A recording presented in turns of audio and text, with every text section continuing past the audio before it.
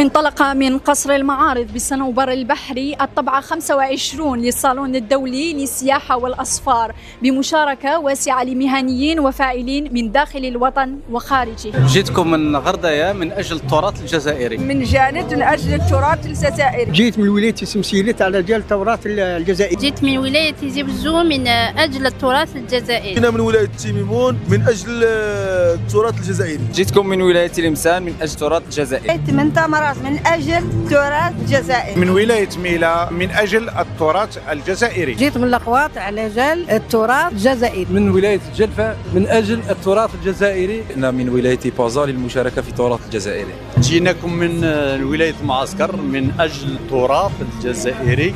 جيت من ولاية خنشلة من أجل التراث الجزائري. جيتكم من تيبازا من أجل التراث الجزائري. أنا من طمرس أتيت من أجل المشاركة في التراث الجزائري.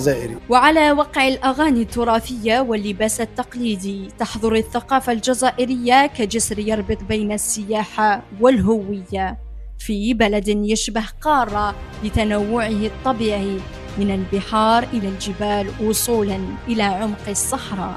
وكالة سياحية جزائرية عندنا اون بلاتفورم دو ريزيرفاسيون فيها بليزيور سيرفيس. لا بلاتفورم تاعنا فيها تروج للسياحة الجزائرية، السياحة الداخلية يعني اللي ماذا بينا ثاني تزيد تتعمم في كامل التراب الجزائري. احنا ماذا بينا ثاني يجونا من ليترونجي لهنايا باش يشوفوا الجيري، يشوفوا الثقافة تاعنا اللي يعني كل ولاية فيها ثقافة تاعها. ماذا بينا ثاني تزيد تتعمم أكثر، وماذا بينا يزيد يدعم أكثر التوريزم في الجزائر.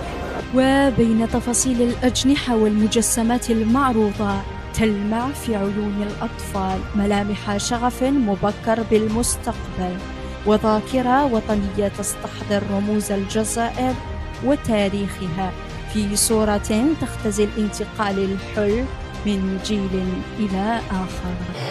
جينا تيزي وزو، احنا الجروب تاعنا تيغالتين تاع زازكا، جينا باش نفرحوا نشاركوا في هذه الفرحة الكبيرة.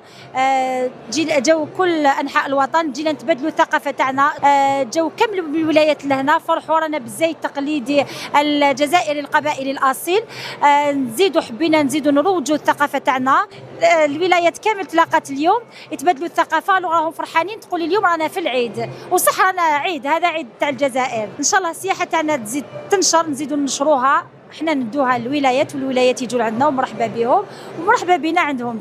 بين أجنحة المعرض وصوت العارضين يبدو أن الجزائر تحاول إعادة صورتها السياحية في الخريطة الدولية، ليس كشعار وإنما كرهان اقتصادي وثقافي متكامل.